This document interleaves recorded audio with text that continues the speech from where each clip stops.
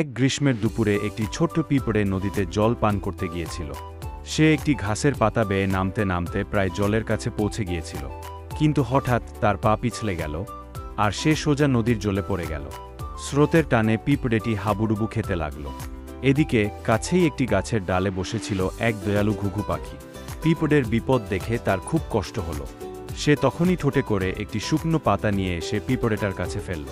পিঁপড়েটি সেই পাতায় চড়ে আস্তে আস্তে ভেসে তীরে পৌঁছে গেল এবং প্রাণে বাঁচল। কয়েকদিন পর পিঁপড়ে দেখল যে এক শিকারী গাছের নিচে লুকিয়ে বসে আছে।